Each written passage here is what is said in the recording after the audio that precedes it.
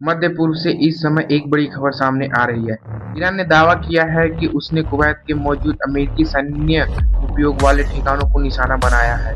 वहीं दूसरी ओर कुवैत का कहना है कि उसकी वायु रक्षा प्रणाली ने कई हवाई खतरों को रोक दिया है। इसी घटना के बाद पूरी खाड़ी क्षेत्र में तनाव और बढ़ गया है। आइए जानते हैं कि अब तक क्या-क्या जानकारी सामने आई है और किन-किन बातों की अभी तक स्वतंत्र रूप से पुष्टि नहीं हुई है। सबसे पहले बात करते हैं कि आखिर हुआ क्या है।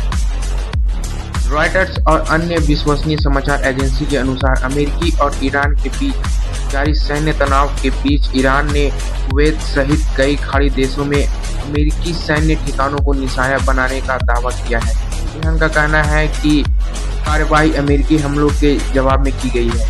रिपोर्ट के अनुसार ईरान के विशेष रूप से कुवैत अली स्लेम एयरबेस का उल्लेख किया गया है, जिसका उपयोग अमेरिकी सेना करती है। हालांकि यह ध्यान रखना बहुत जरूरी है कि ईरान द्वारा किए गए नुकसान के दावों की स्वतंत्रता पुष्टि अभी तक हुई ही नहीं है।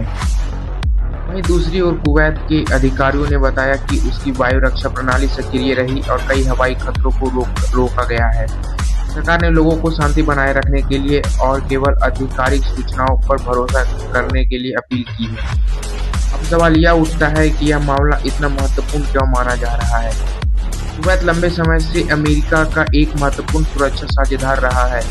यह अमेरिका सैन्य की मौजूदगी है और यहाँ कई सैन्य सुविधाओं का उपयोग क्षेत्रीय अभियानों में किया जाता है। ऐसे में किसी तरह का हमला पूरे क्षेत्र की सुरक्षा को स्थिति को प्रभावित कर सकता है। विशेषज्ञों का मानना है कि यह किसी तनाव इसी तरह बढ़ता रहा तो इसका असर केवल सैन्य मोर्चों तक सीमित नहीं रहेगा। वैश्विक तेल बाजार, समुद्री व्यापार और अंतर्राष्ट्रीय राजनीति पर भी इसका असर पड़ेगा। रॉयटर्स के अनुसार क्षेत्र में तनाव बढ़ने के कारण तेल की कीमत और समुद्र में परिवहन को लेकर चिंता बढ़ाई है। संयुक्त राष्ट्र और कई देशों की सभी सीमा पंगों स्वयं बनाने की अपील की है ताकि स्थिति और गंभीर ना हो। दोस्तों, इस समय सबसे महत्वपूर्ण बात यह है कि सोशल मीडिया पर कई तरह के वीडियो और दावे वायरल हो रहे हैं, लेकिन हर वीडियो सही नहीं है। यह जानना हमारे लिए बेहद ही जरूरी है। केवल इसलिए विश्वसनीय समाचार एजेंसी के आधिकारिक बयानों पर ही भरोसा करें। फिलहाल उपलब्ध जानकारी के आधार पर इतना ही कहा जा सकता है। ईरान ने हमले का दावा किया है। कुवैत ने हवाई खतरों को रोकने की बात की है। शाम से कई दावों की अभी तक स्वतंत्र रूप से पुष्टि नहीं हुई। क्षेत्र में लगातार तनाव बढ़ रहा है। जैसे जैसे नई आधिकारिक सामने आएगी स्थिति और स्पष्ट होगी। और अब पाकिस्तान के आर्मी चीफ आसिम मुनीर और ईरान का कथित ऑयल डील। क्या इस डील ने सऊदी अरब को बचाया? जानते हैं पूरी रिपोर्ट। मध्य पूर्व की राजनीति से जुड़ी एक और चौंकाने वाली रिपोर्ट सामने आई है।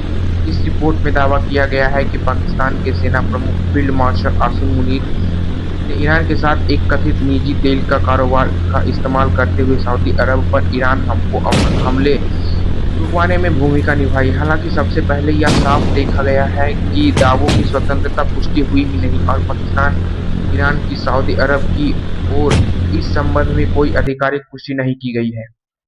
रिपोर्ट के अनुसार यह जानकारी सबसे पहले द टाइम्स ऑफ इजराइल ने 3 अज्ञात अधिकारियों के हवाले से प्रकाशित की।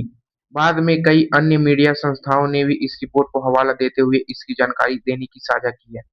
रिपोर्ट में दावा किया गया है कि आसिम मुनीर और ईरान की इस्लामिक रेवोल्यूशनरी गार्ड (आईआरजीसी) के वरिष्ठ अधिकारी अहमद वहीद के बीच एक संयुक्त तेल परिवहन कारोबार चल रहा था। यह कहा गया था इस कथित कारोबारी संबंध का इस्तेमाल ईरान पर दबाव बनाने के लिए किया गया है। रिपोर्ट के मुताबिक जब ईरान ने सऊदी अरब पर मिसाइल हमला किए तब आसिम मुनीर के कथित पर ईरान पक्ष को संदेश दिया गया कि ऐसे हमले जारी रहे तो तेल कारोबार प्रभावित हो सकते हैं। रिपोर्ट में यह दावा किया गया है कि इसके बाद सऊदी अरब पर ईरान हमले रुक जाएंगे। हालांकि इस दावे की स्वतंत्रता पुष्टि अभी तक नहीं हुई है।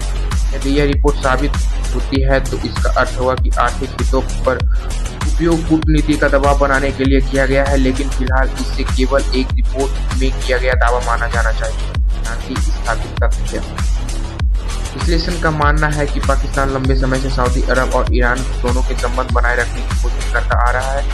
ऐसे में यदि इस प्रकार की कोई मध्यस्थता भी हो तो उसका क्षेत्रीय राजनीति पर बड़ा प्रभाव पड़ सकता है।